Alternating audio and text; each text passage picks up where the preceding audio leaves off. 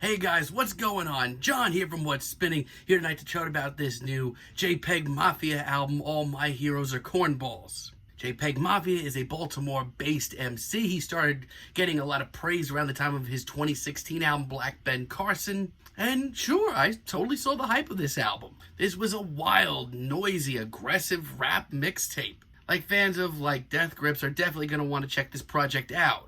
But for me, it was a little bit overblown, and there were a lot of tracks here. It was very long. Thought it could be trimmed down a little bit. But 2018's Veteran, on the other hand, did turn me around to JPEGMAFIA's sound. This was just as noisy, just as aggressive, but also wild and chaotic and animated. It was fueled by anger and completely wonky samples. This album was a blast, as well as a serious blast of aggression. Now, the new singles leading up to this new JPEGMAFIA album have been a little all over the place, but nonetheless, let's chat about it. This album starts off with the absolutely brilliant Jesus Forgive Me, I'm a Thot. Let me just say, this track is absolutely nuts. Peggy's absolutely wild performance here is insane to keep track of. Half of this is sung off key, half of this is sung beautifully, and the other parts of this track are just this aggressive, in-your-face rap verse. It's wild and it's all over the place, but I honestly eat it up. It's got tons of one-liners that are just so memorable and some really noisy production. This is a great start. Kenan versus Kel, on the other hand, is much more difficult to approach. The beat is constantly shifting. It's actually really hard for me to get my head around it most of the time. But Peggy's performance is actually one of his smoothest here. And his singing in the last year has actually gotten a whole lot better too. And while this one does start a little slow, it really does turn around to a very grimy, explosive track. And the sheer intensity of the final moments here, and that last minute of fantastic sampling, damn, Peggy. As far as a weirder, hazier track goes, I don't think it gets much better than PTSD. It's got a ton of great sampling and some really intense performances as well. And why the hell am I wading through a sea of professional wrestling references? Trust me, I'm not mad. I'm actually thrilled, and I think he can pull it off. No, honestly, he sounds right at home, and this is pretty awesome. On the other hand, I absolutely love the murky feeling of Rap Grown Old and Die, No Child Left Behind. And Peggy's vocals here come off more tortured than ever, which is saying something. Just keep in mind, going forward, this is a very different album than his Veteran album, for better and for worse. And once again, we find ourselves in this sea of wrestling references. Hell yes. As a matter of fact, almost every pop culture reference on this track is on point. Now, I do have to say, while this album is less of a slap in the face, less explosive than Veteran, Peggy's anger on this album seems a little bit more concentrated, a little bit more direct, and I do like that a lot. BBW might be one of the shortest tracks here, but honestly, it's also one of the angriest and most explosive. Not to mention, while I said earlier, Peggy's always kind of been this confident, I've never heard him this confident. It's beautiful at points, it's intense at others, much like the rest of this album. Prone is one of the most interesting tracks here. It's upbeat for a change, and some of the samples are actually pretty fascinating. It almost sounds like an early 90s rap throwback that's just been horribly warped, which is actually kind of something that I'd love to hear more of from Peggy. It works for him wonderfully. It ends up becoming genuinely exciting. And Free the Frail, featuring Helena DeLon, is one of the dreamiest, dreariest tracks here. And honestly, it's got a ton of great moments on it as well. Mostly because, while it's very hazy, very dreamy, it's still very intense, very hulking. The production here is so interesting, and Peggy just sounds like he's on his A-game. His vocals on this one range from genuinely soulful to incredibly in-your-face and intense. And some of his one-liners here are maybe his best of the album. However, there's a handful of tracks on here that come off strangely unfocused to me, especially after just how concrete Veteran was.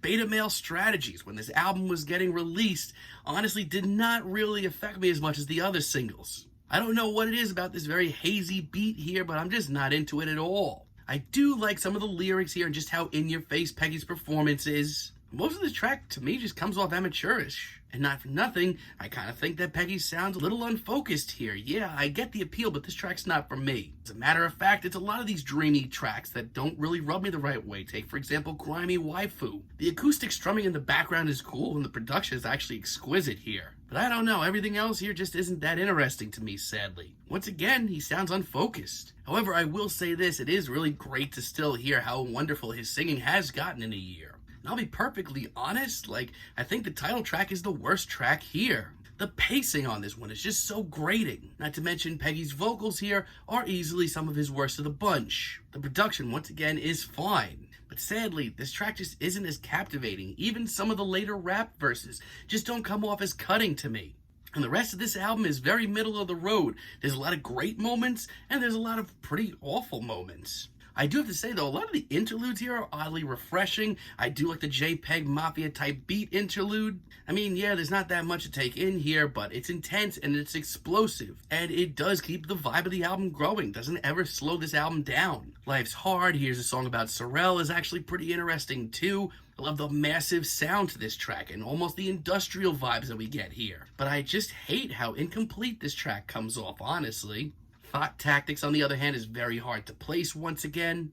It's just constantly looming, very quiet. It's really hard to get a grip of. And it's so hard because I don't like a lot of that on this track, but Peggy's vocals, hell yes, this works. Even his rap verse here is so intense. But I don't know, for me, the beat and the production here is the exact reason why this abstract way to go isn't always the way to go. Post-verified lifestyle's very middle of the road for me once again. I do like the very wild, charismatic performance here that we get from Peggy. That's on point. But I'm sorry, but this beat just does nothing for me. Just sort of washes in, washes out, and doesn't affect me at all. Yes, Peggy with his performance really does continue to reel me in like he does on almost every track here, but just overall, this track's not for me.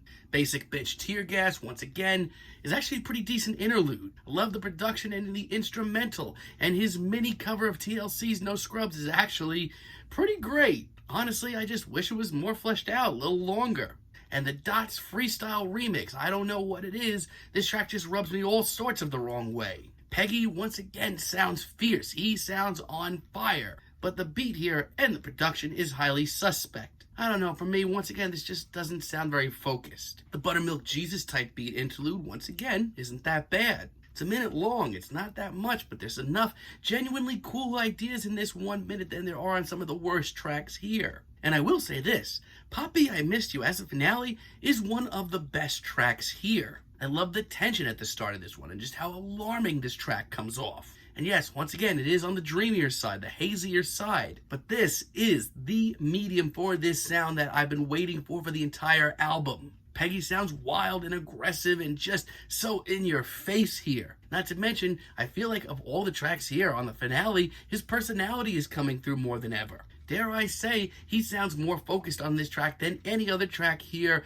may be. It's a great finale and honestly gives me hope for the rest of JPEGMAFIA's discography. So as an album overall, All My Heroes Are Cornballs is twice as eclectic as Veteran and twice as all over the place, honestly. Instrumentally and production-wise, JPEGMAFIA, more than ever, is just so on the ball, and the inclusion of sung vocals and some of his most wild ideas to date has actually made for some of the most compelling alternative rap that you're going to hear all year. But sadly, overall, for me, I don't feel like this is nearly as focused as Veteran. And sometimes I kind of worry that JPEGMAFIA is biting off a little more than he can chew, to be honest.